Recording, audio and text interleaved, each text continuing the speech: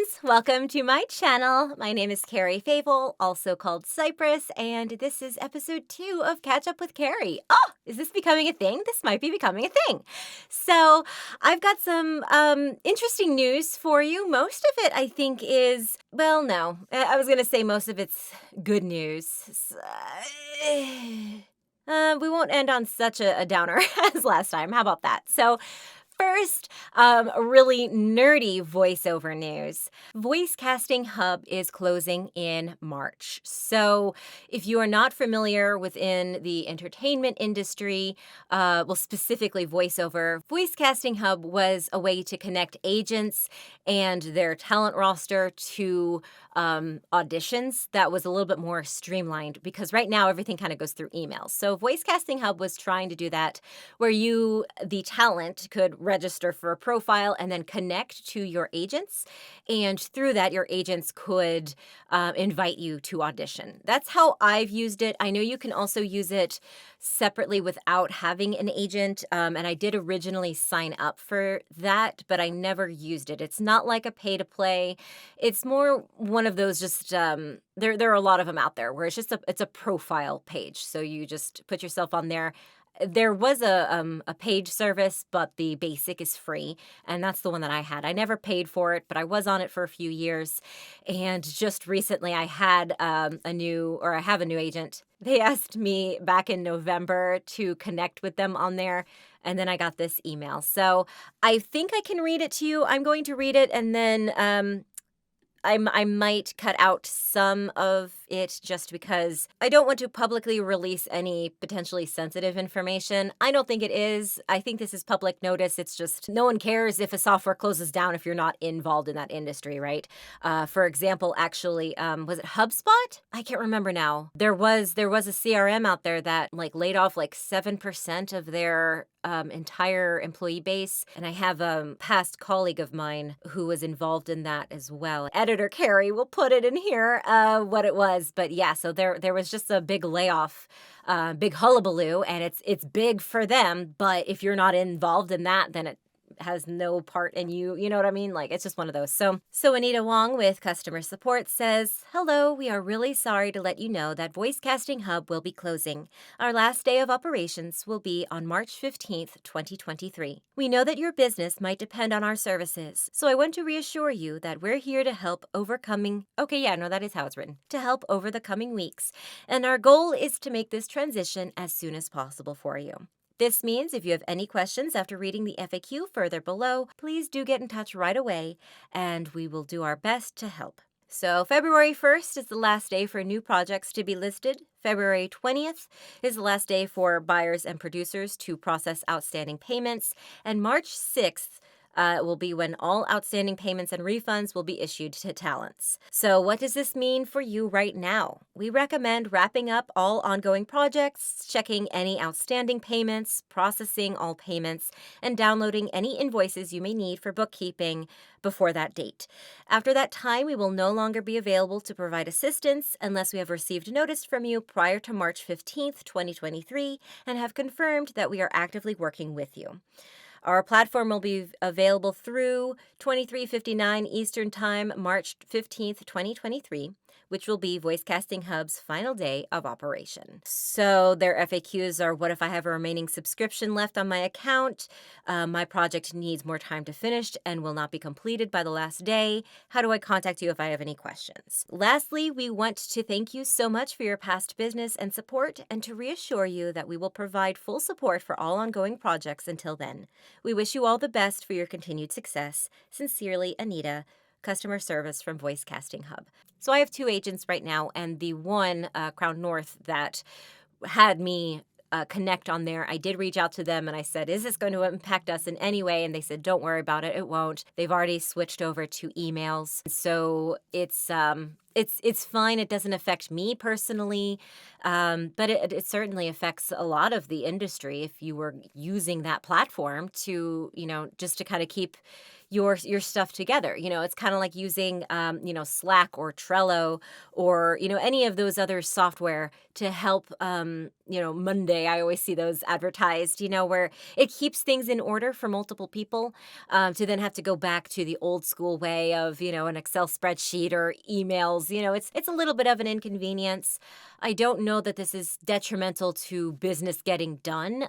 For example, like if a pay-to-play site were to ever close, that would be a major issue deal because a lot of independent clients know that they can reach out that way where they might not have reached out to an agent. So that definitely could, and especially talent who don't have agents use pay-to-play sites exclusively other than, direct marketing. So that would have been a bigger issue. So because this was more of an asset to agents, I don't foresee this being a huge loss to the community. That's not to say I'm not terribly sorry for this. No one wants to hear a company closing. That's terrible news.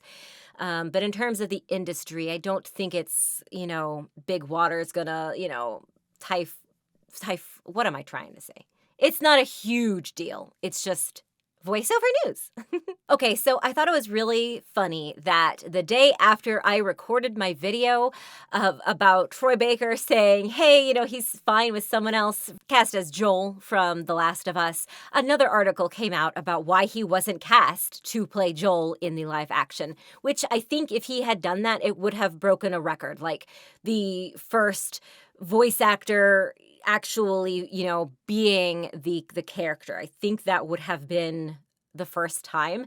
If you know of any characters or any projects out there where the voice actor was then cast in the live action, let me know. I'm really interested in hearing that. I've never heard that ever happening before.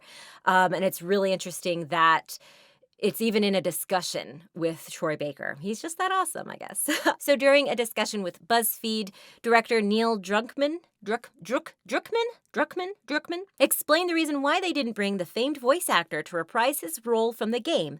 It was because he didn't need to look the part. The unique thing about video games is you don't need to look the part, he said, which is why Ashley Johnson, when she was 27, was able to play a 14-year-old girl, Ellie. Troy Baker at the time was this tall, skinny, bleached hair hipster, but when he spoke and moved, he became the role.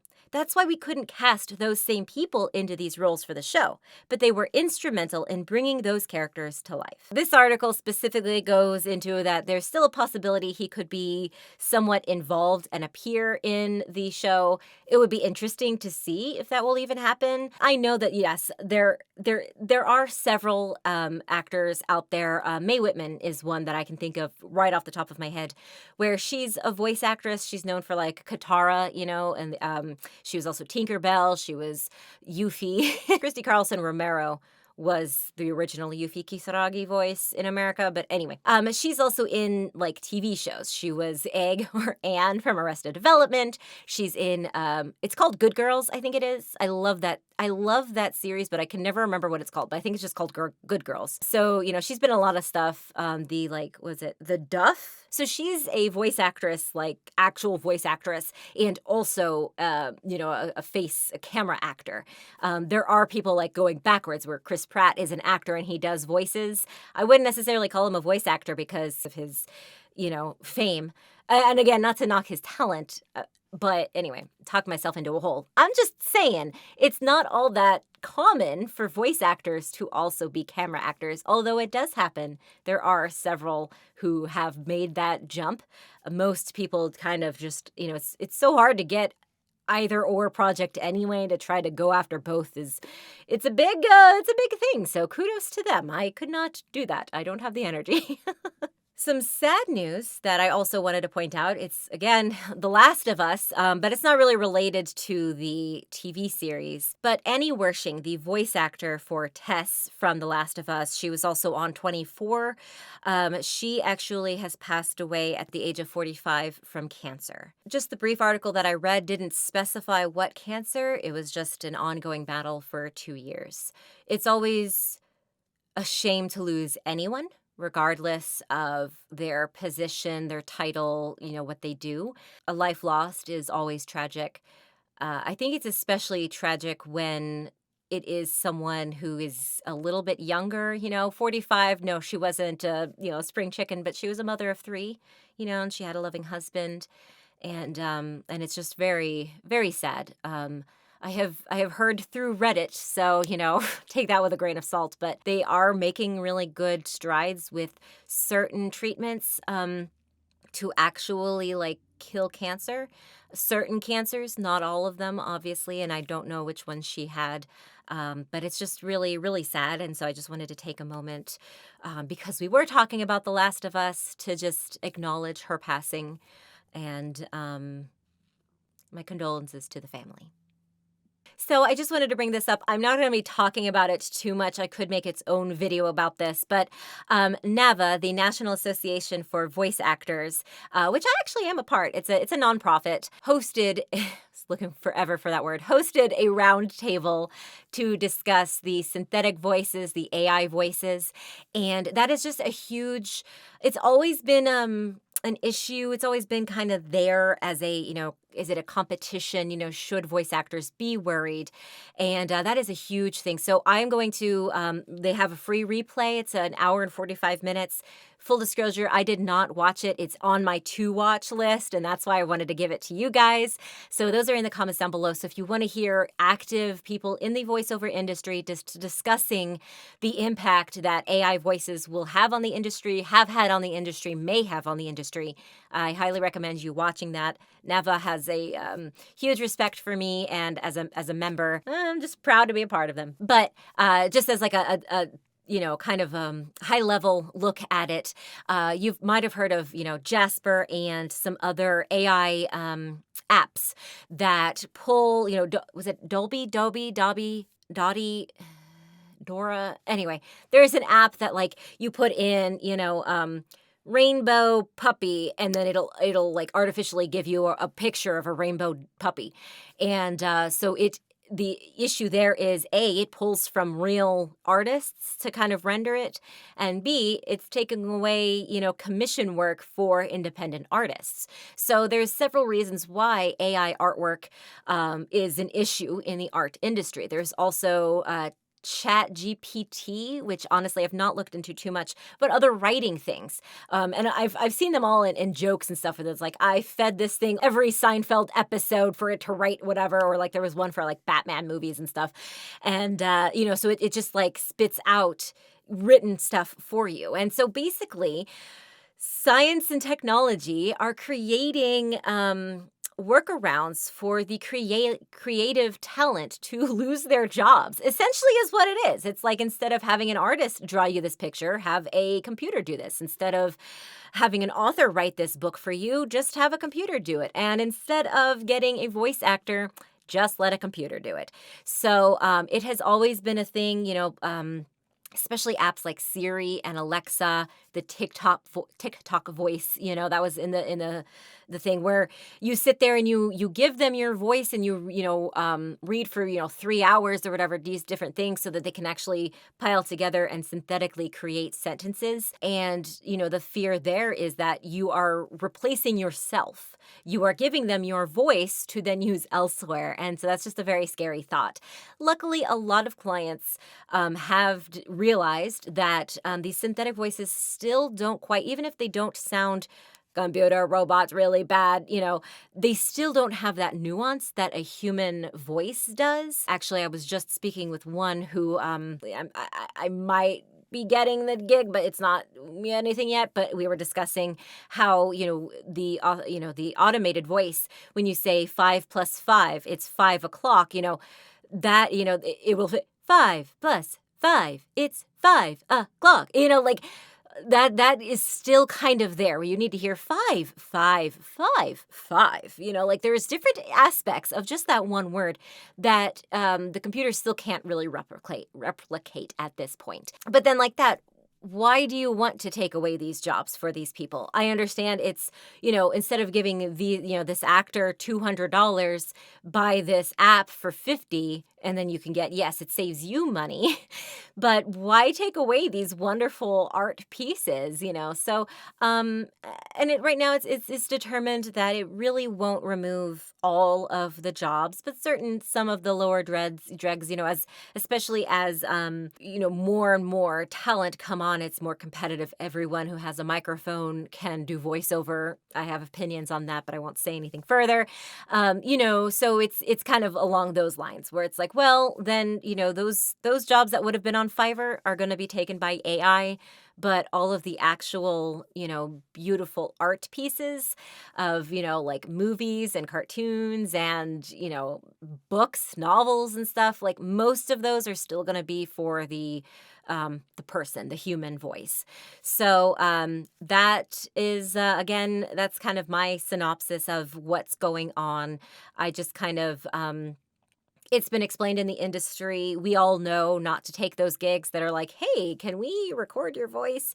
And, you know, those deep fakes, those are also getting people in trouble. I know it's really cool. Oh, TikTok has this one where you can replicate Ryan Reynolds' voice. Okay, but then where's the legality there? Because yeah, doing a TikTok, haha, I'm Ryan Reynolds, and then you can even deep fake your face. So now your face and your voice sound like Ryan Reynolds on a TikTok video that's just for, shiggles. Okay, but what if you make, an indie movie and you make your main protagonist Ryan Reynolds, but you didn't actually pay Ryan Reynolds for his likeness and his sound? Like, do you see, like, there's an issue there. So, I don't know anything about anything. No. I don't know the legalities and all that kind of stuff. I stay in my own lane for certain things. So I don't know. I know not to take those gigs that sound like they're going to be taking your voice. But I'm not too worried that I won't have a job because of AI.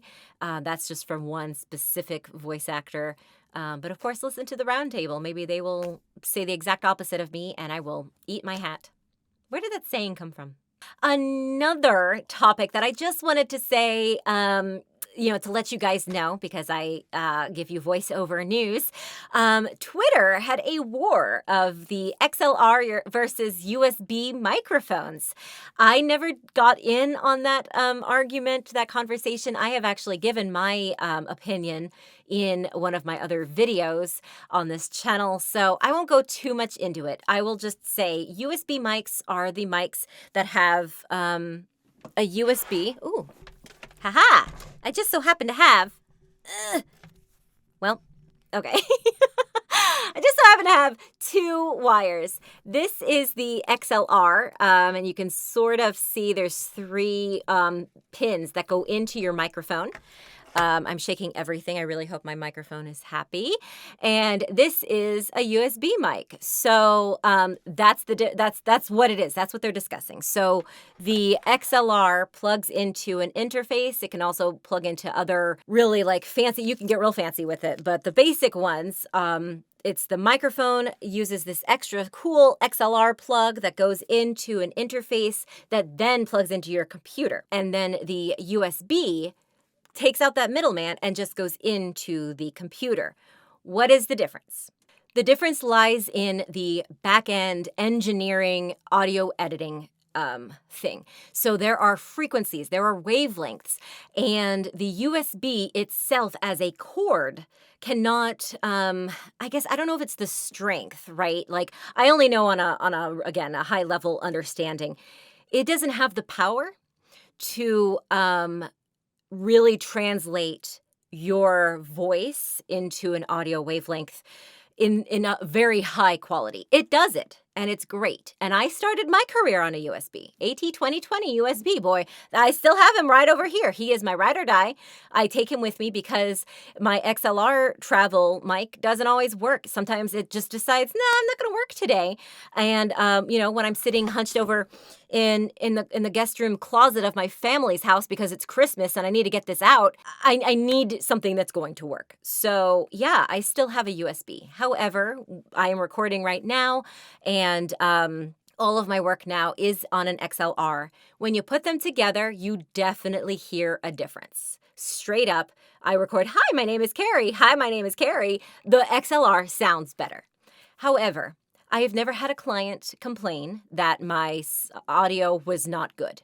I listen to my stuff back in the day where I'm like, oh, I recorded this 4 or 5 years ago and it's on a USB.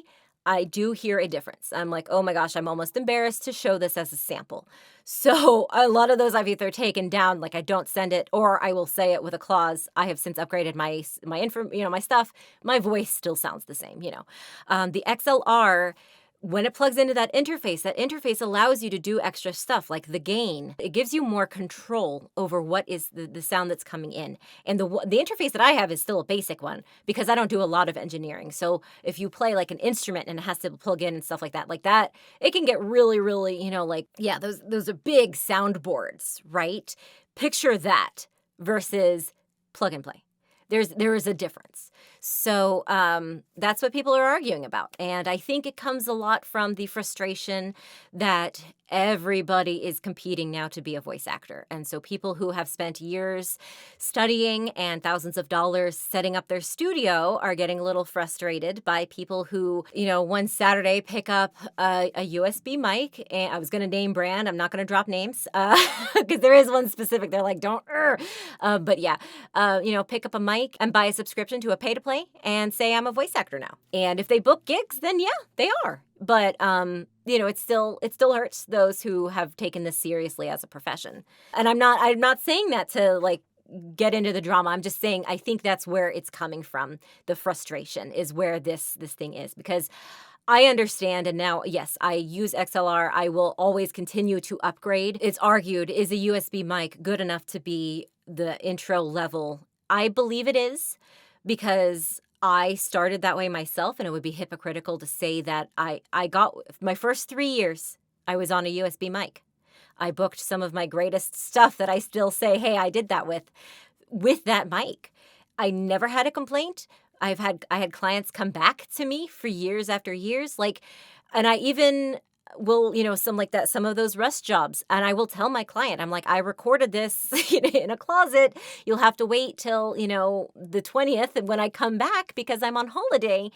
And they'll be like, no, it sounds great to me. So usually people still, as long as the room is quiet enough and, and you have that control in other aspects and you are able to kind of manipulate it a little bit on the back end or at the end editing.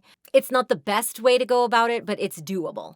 And that's my stance. So, again, if you have the money, jump to the XLR. You will, that is not a waste. You will thank yourself later.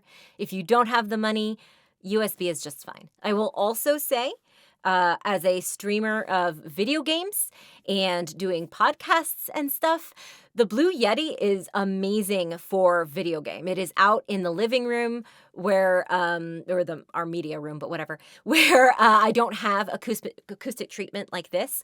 My XLR, it's too sensitive to do that kind of stuff. It picks up everything, so you can't just sit there.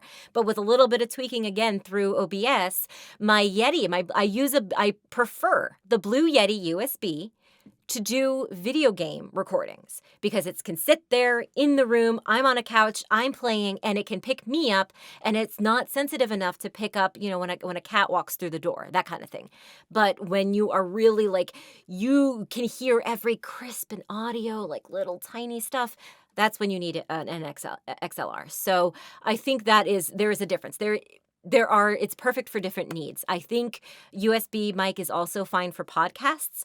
I would argue, again, my podcasts have been on actually whatever microphone I did. Actually, I don't know. I think all of them have been because I really focused. It's for voiceover. Even this, I actually am recording 2 different ways. So I actually am recording using my microphone right here, and then I underlay it with the video that I'm recording. So the video camera, I'm not using that audio except for backup, just in case it doesn't record. But I'm using my microphone right now, and I'm not even sitting the correct way for it. But I bet you can hear that it sounds pretty crisp because that's what it was designed for. Oh yeah, it's right here. So I mean that's kind of far away, but it works for this situation. Obviously, if I'm recording, work for a client, I'm going to be right facing correctly. But it works for this situation. So every situation has a different need and different product that will work for it. That's where I standing. Yeah, so I'm not going to like list anything specific, just so you know that that argument is or was flying high on Twitter. I think it's since died down, but I've definitely, it's going through Facebook now. I was like, oh man, have you heard? So I just figured I'd let you guys know. I just wanted to say this is actually awesome, time-wise too, because this is Black History Month. And Keith David, whom I love, he's a tremendous actor and voice actor. He's one of those. He's done both. But he will forever remain in my heart being Goliath from Disney's Gargoyles. And he actually just gained an Emmy. I think he actually won it. I don't think he's just nominated. Yeah. Keith David gains Emmy-winning success with voiceovers. So I'm going to link that below. I just wanted to say congratulations to him. He definitely deserves it. His voice is amazing. And of course, he has tremendous acting talent as well. It's fantastic for him. And it's great that, voiceover is being seen seriously. As I was, starting Name That Voice and discussing it, back in the day, they wouldn't even tell you who they voiced. They would just be like voice actors, and they would just be listed, and you'd have to guess which character they were. And to now, conventions are, bringing those guests, of voice actors and stuff. And now, Keith David won an Emmy. Like, I really do love that it's actually being seen for the art and the craft that it is. That's just fantastic. So congratulations to him. All right, I think that will do it for this one. This is, again, I guess the series is just going to be long because I talk too much. I'm going to try to cut out as much as I can, but some of it is, if you're interested in it, and then it's interesting to you, So I will leave you with one last thing. It's the 8 complex video game villains who almost deserved to win by What Culture Gaming. I will list that down below so that you can continue your viewing. And stick around. I hope you are watching my Name That Voice series as well. A new video, the actual first start of it, is coming up this Friday. So please do enjoy. And remember, you are loved, you are worthy, and whatever you are struggling with today will pass. Until next time, stay crazy.